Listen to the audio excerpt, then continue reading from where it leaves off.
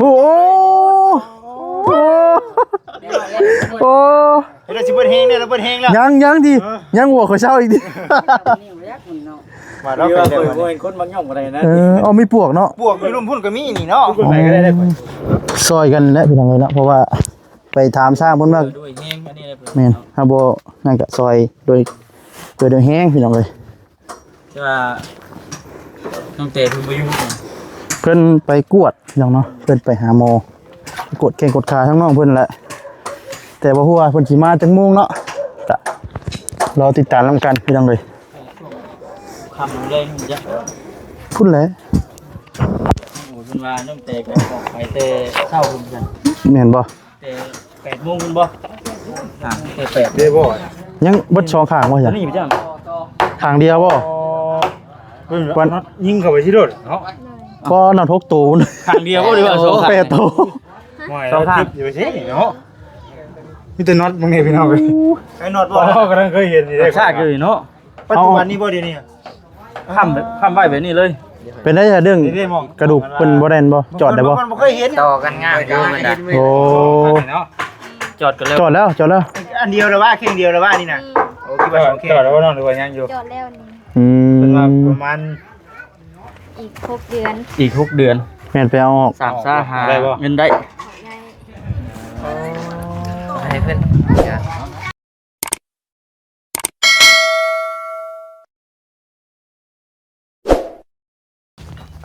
อ้าวพี่น้องเอ้ยเนาะตัดภาพมาวันนี้ทางบ่แซนเฮาก็มา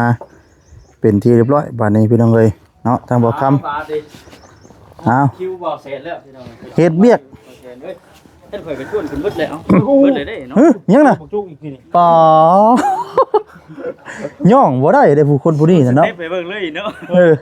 โอ้เต้ดีดีเลยบ่เข้าบ่น่ะบ่เข้าป๋าบินนะจังบินนะจังกว่าจุกนะผลึกแค่เดียวคืออยู่บัดนี้โอ้โหมักจุกนี่มีบ่แสนกับบ่ชลีนั่นเท่านั้นจับคืนแม่นบ่แม่นแม่นบ่โอ้ยจังว่าแม่นด้วยโอ้คนชาวนาเนาะบ่ก็ร้านจุกมันอ้วนเนี่ยนะมันเข้าใหญ่เนาะแต่ว่าข่อยเศร้าเมื่อยข่อยอ๋อพูดไปนี่ต้องข้อรถสมบัตินี่ระวังเจอไหทองคำเด้อพ่อทองจะแท่งนึงโอ้จะเช็ดได้ครับพ่อทองอีดีเอากินดินถมไปแล้วเนาะพูดอย่างนี้นะพูดเห็นนี่นะพูดกันบ่ให้พูดไปเรื่อยนะบ่คิดบ่ว่าคำว่าหมู่สิลงมาขุดได้ซะห้าสิคุดแล้วเนี่ยลงเวลาห้าสิคุดแล้วมันยังก็อย่านมมือดิ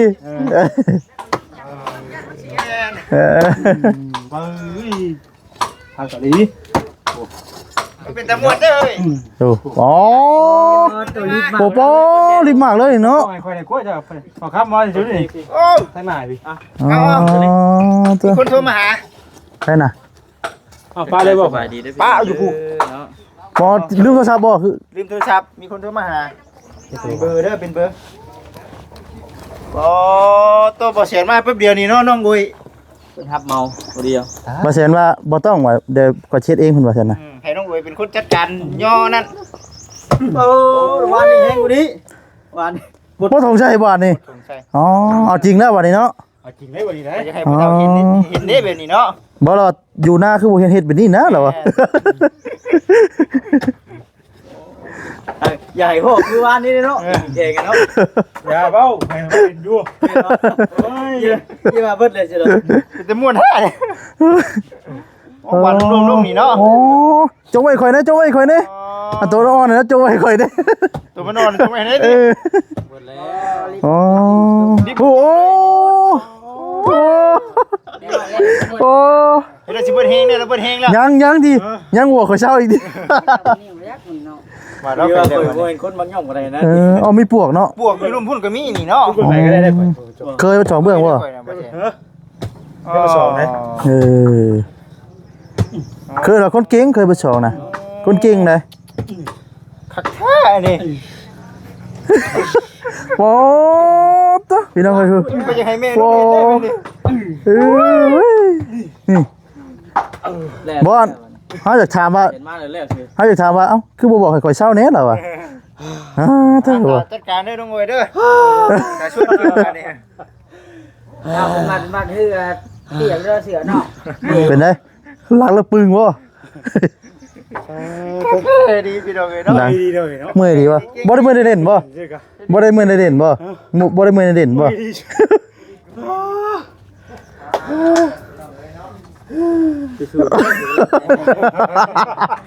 นุ่นนางก็มองนะว่าดิเด้ย เด้อไอ้เนี่ยมันมวนๆเลยทีเนาะ ฮากะม่วนซะเมื่อยก่อนเอาขึ้นได้บ่นี่เฮ้ย ฮะอยู่หั่นแหล้วคือบ่ได้อยู่หั่นได จงขาดเด้ กวกเลยฮะ เริ่มขึ้นยากอยู่ได้บาดที อีก2หมักจุก3หมักจุกก็ได้แหละ อีก2 บาทเนาะ 3หมักจุก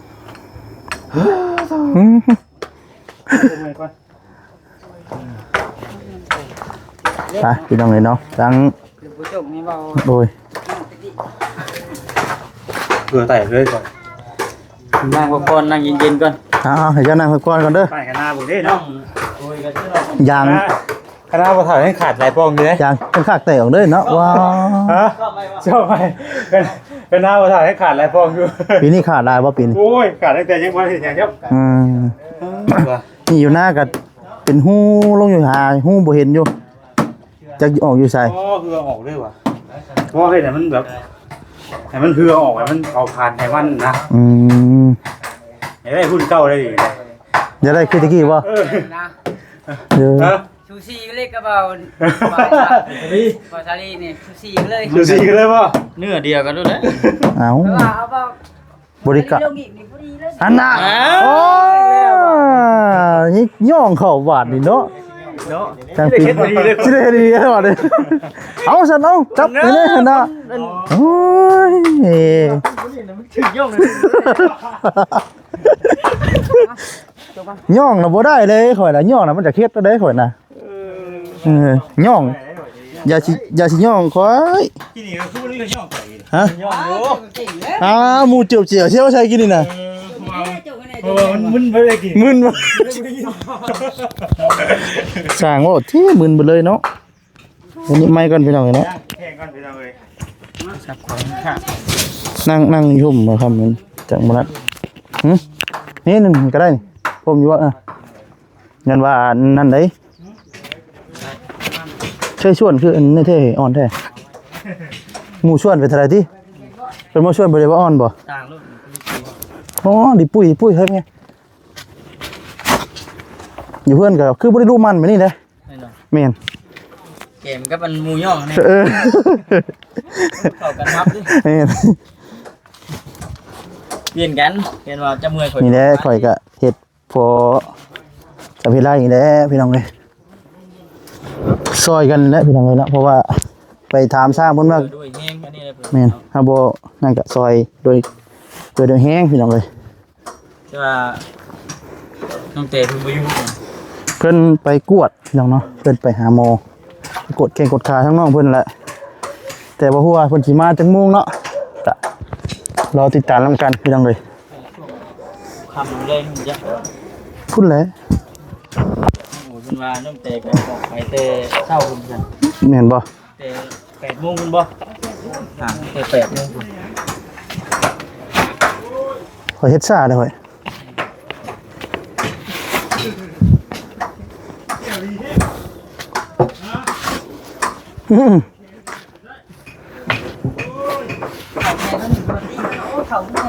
บัดนั้นเลยค่ะเกียนคุณนะค่ะ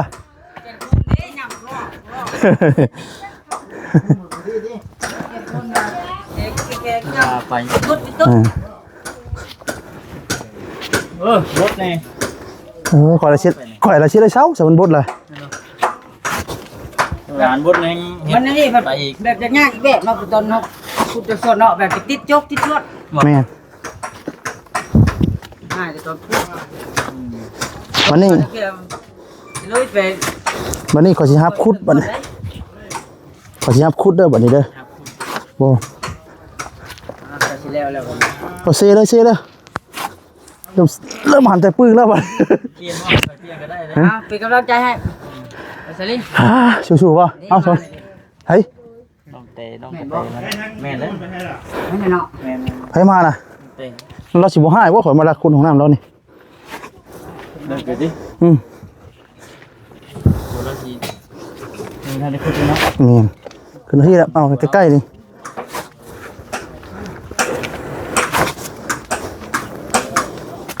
โอ้ย นี่ เรียบร้อย โอ้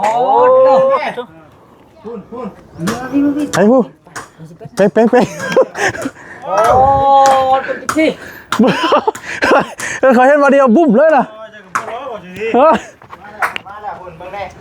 ป้า น้องเตะมาแล้วพี่น้องเอ้ย ตาย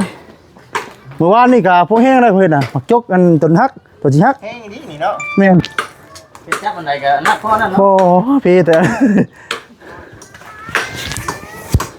พี่น้องเอ้ยเนาะห้องนอนเตนมาเลย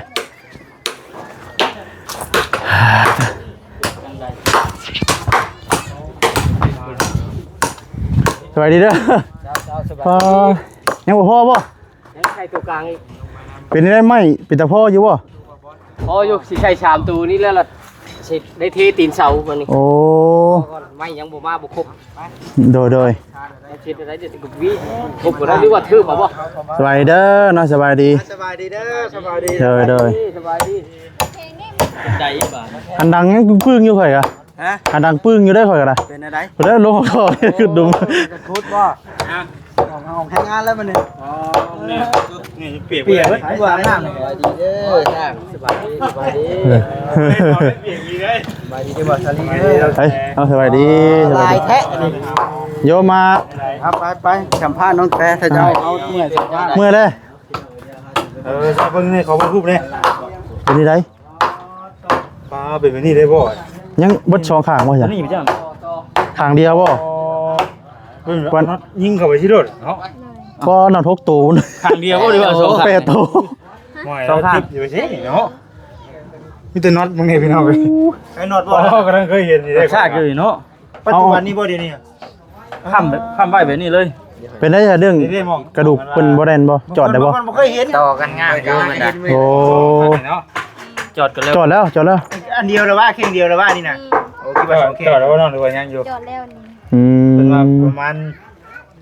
อีก6 เดือน อีกทุกเดือน แม่นไปเอาออก 3 5 5เงินได้ ได้ ให้เพิ่นอย่าบ่เจอจังเด้ เดี๋ยวเอาไปให้เบาลี่ก่อนนักศึกษาคือสิเนาะเป็นนี่ อีก ตัวเก่าก็มีเดียว เป็นทามเนาะแบบนี้เลยแทงเข้ากระดูกได้บ่นี่มุนเข้ากระดูกชอดเลย มันจอดกันเนาะ เฉพาะจังปวดดอกตัวนี้เนาะ เล็กอีกเนาะ เด็กดี น็อตเบิ่งไปมาคือน็อต ก็มี ก็น็อตเนาะ ย่อยเดี๋ยวกันนั่งไป ไปมานั่งก่อน ว่าเคยว่าก็ถึกอีกเนาะ น็อต บ่ให้แล้วเอาถึงนี่ อยู่ในโถงเสือตรงนี้ หาบ่นั่งเด้อน้องเด้อหาบ่นั่งหาบ่นั่ง เด็กกักซากอยู่เนาะไป เฉพาะจังย่างกระชิกเนาะเล็ก คือทางพ่อแม่พี่น้อง FC เพิ่นก็มิ่นเข้ามาอยู่ในพี่น้องเนาะว่าป้าโดนลายนะมันสิติดกระดูกอันนั้นติดชิ้นบ่มันสิออกยากเหมือนกัน เห็นบ่ ผู้เพิ่นเป็นเด้ เฮานั่นแหละวะ ฮะ ส่วนของเฮาไปปาดเนาะปาดซัด แม่นอยู่สวรรค์เขต กำลังมีแห้งมากข่อยก็ได้ ฮะ กำลังมีแห้งมาเลยแม่นบ่พากันบุกเลยเด้อแต่งานนอกอยู่สู้พร้อมบ่ซอยเลยแม่น สุดยอดภาพหมกชิปบ่ เจ้าหอยกินไปเด้อฮะเจ้าหอยไปกินไปเด้อได้เดี๋ยวเริ่มครับพี่ว่าไปโทรมา เฮ้ยน้องกระตุกบ่ ตุ๊กโมเมนต์น้องมิก ต้อง มิกมิกโทรมาบาท ตุกติ๊กมิก แล้ว โอ้โทรมาถาม มีหยัง โทรมาถามข่าวเอ้ย โอ้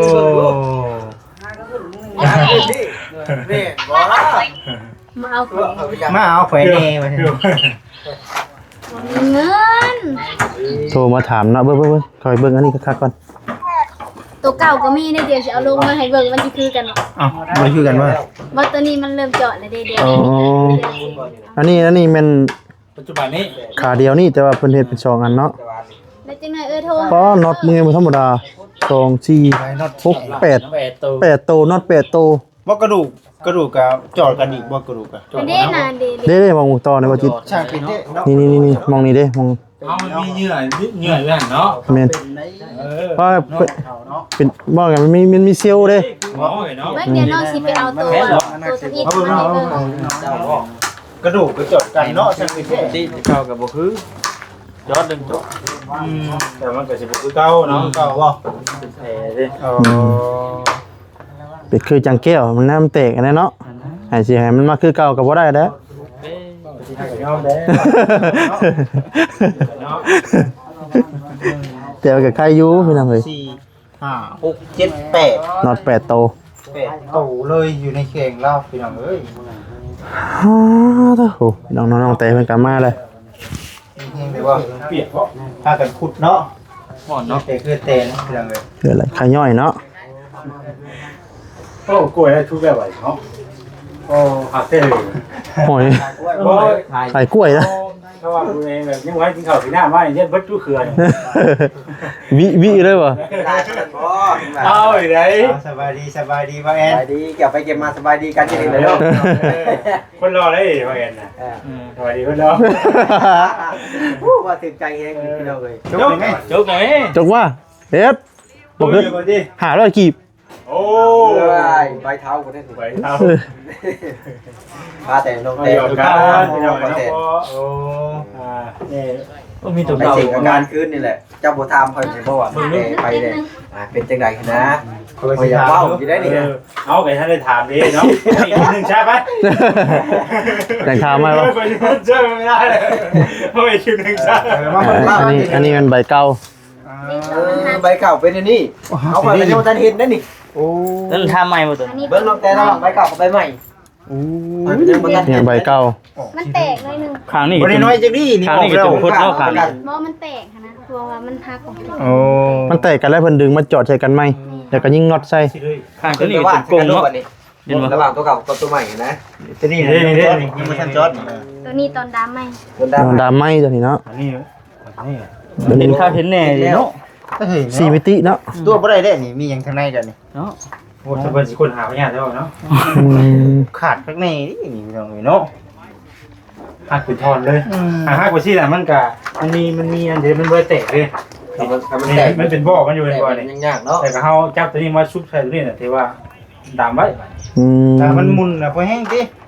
กะมุนน่ะบ่ได้เนาะมุนน่ะเนาะ เอามันหมุนยากได้หมุนเนาะนี่มันเป็นขอบแต่คือไม่หักแต่เฮามันน่ะนะเครียดคือเฮา ตัวนี้ตัว เดี๋ยวมันยังบ่มีแตกเสียหายไปนะเนาะมันก็ได้ง่าย ถือว่าติดแล้ว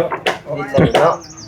บ่มันติดมันกับบ่อยากห้ามปานใดเนาะ มันเป็นโกโปเนาะ เนาะ นี่นี่ นี่ เนื้อ น้องลูกตัวนี้เพียงตัว นี่มา เห็นบ่ มันขึ้นมาบ่นี่ น้องอยากทำอันนี้อยากทำเพราะ มันขึ้นมานี่ ว่าอีหยังแบบอันกูด โอ้ใหญ่แบบเอ็นอันมันหั่นแหละเนาะ เพราะว่า เชื่อมโยงกัน ถ้าแม่นเป็นนี่มันก็บ่เห็นได้บัดสิเย็นๆอากาศเย็นๆฝนสิตกคือน้องลูกคนนั้นยัดตัวนี้อยู่แล้ว จางแล้วดิ แม่ ตามไปเนาะ เนาะ มันก็ต้องมีอีกอยู่ใบหนึ่งใบนั่นตัวเป็นขวดทางในทางตัวเดี๋ยวอันนี้ยัดมันเป็น แลเพิ่นว่าเท่าไรก็บ่แอน เพิ่นว่ายังอีกประมาณ6เดือนจังเดือนสามารถ ออกได้บ่ ตัดเอาเล็กออกได้นะ อ๋อ คือว่ายังอีกโดนเติบแล้วเกี่ยวกับเกี่ยวน้ำเพิ่นว่าจังมาไหม อืม ค่าใช้จ่ายในการผ่าตัดมันจะหลายบ่ ตัวนี้ทางเฮายังบ่ได้คุยกับเพิ่นนะ เพิ่น ถามว่าว่า เพิ่นยังบอกบ่ได้นะแม่ พอกำหนดก่อนเนาะ แม่มีแต่ว่าหลังจากที่เฮาสิไปผ่าตัดออกหรือก็มีแต่ว่าไปกวดถ้าว่าเฮาพร้อมก็ผ่าตัดเลยนะแต่บ่รู้ว่าราคาเท่าใดมันก็สิประมาณกับตอนที่น้องเพิ่นผ่าตัดแรกๆเลย เพราะว่าคือเล็กๆอย่างที่นี่เขาจ่อที่มันก็เก็บกันได้นี่ แม่นมันจมอยู่ในกระดูกเลย ในกระดูกนี่ แม่นคอเฮาออกก็ต้องให้ ก็ต้องหั่นออก เพื่อแพร่ได้สิดีบ่นี่แพร่ในกระดูกสิดีเด้อ เนาะ กิ่งอยู่นี่ เยอะ อันนั้นแหละน้องย่างมาจนเจ็ จ็บนะเพราะน้องเจ็บนะวางนี่ก็วางนี่ อันนี้มันคัดไว้เนาะมันค้ำไว้นะ มันก็คือกระดูกเฮาเลยได้ แต่ว่าเล็กนี่ยังชื่ออยู่เลยเนาะชื่อบ่ได้โกงไม่หยัง น้อ เนาะ งมูซึกของน้องเดี๋ยวนี้ก็ฮู้สึกอยู่ว่ามีเด็กข้างในเนาะ มี ฮู้สึ อก อยู่ แบบมันก็คันมีช่วงหนึ่งอ่ะน้องแบบน้องคันนะคันหรือคันแห้งมีคันอะไรกันน้องมันยิกเอาน้องบอกกาเกาดิยิกเอาก็ไหว้ไปเลยค่ะส่วนใหญ่คันน้องบ่ได้เกาน้องมี คันน้ำเล็กนี่เลยกันกายเฮา เพราะว่าแถวนี้มันก็บ่ได้คันที่คันแต่ว่าเสื่องเล็ก อ๋ออยู่ที่ มงสุดนะ เนาะ ส่วนสุด น้องบ่แม่นเสียงเนาะ มัน ส่วนนี้กับส่วนนี้นะแม่นบ่ ข้างย่างก็ย่านนี่แหละขา กุกขาพี่เนาะ แม่นนั่นนี่จะเป็นกระดูกกระโพกเนาะนี่เนาะกระโพกมานี่นะ ถ้าว่าบอกเรื่องแชร์เป็นตรงเพลงเลยนะ มันบ่จอดเลยมันบ่มีตัวค้ำ ตาม ไว้ ทับอีทนะบ่โหดน้ำหานาทีทำแข่งกับขาก็โหดเข่าโลด บ่มีเล็กดิ มันหย่อเข้ามาบ่ แม่นมันไข่มันบ่มีวางแตกบ่มีวางแตกเลยบาดอยู่นี่ก็เพิ่นเจาะเอา สุดยอดอะไรกันครับ มาทิศอันเยืองเลย ปกติว่าจะเป็นบาทเป็นเพลงเลย ส่งเอง อ้า ก็ ว บ่ได้ขาย ไปพุ่นก่อนไปเนาะ เพิ่นบัดส่งคาร์ด หาน้องบอยพี่น้องเลยเห็นไหมน้องบอย ยังรถเลย เอาสาวไว้บัดนี้เนาะตัว เจ้าว่าเลยเพราะว่าค่อยจะ ให้กินข้าวกินน้ำมาแล้วไหนบ่ กินแล้ว กินแล้วโอ้ คุยกันก็บ่คิดเลยเมียรถ เออ แม่ให้ทั้งน้องคนพักผ่อนก่อนพี่น้องเลยเนาะหันมาไม่เมื่อยเปิดทางสร้างทางนี้ก่อนเอาอีกจังน้อยก่อนน้องเลยเช้ามีแห้งจังน้อยกับสิพูดแล้วหมองเก้าพูดแล้ว อันนี้เช้ามีแห้งก่อนพี่น้องเลยเนาะพูดทางสร้างก็ได้เนาะต่อต่ำอยู่พี่น้องเลยสาวพี่น้องเนาะทางวันเสาร์ก็จะได้ขอจบคลิปซะก่อนเนาะพี่น้องเนาะผิดพลาดประการใดเนาะขอโทษขออภัยด้วยพี่น้องเด้อเนาะคำว่าคำจ่ายอะไรทางวันเสาร์เนาะโอ้โหนั่นหูขอโทษขออภัยนำเนาะลาไปก่อนแล้วอยู่ดีมีเฮงเบ้อสุขสุขคนเป็นยังไงเนาะสำบายดีเป็นยังไง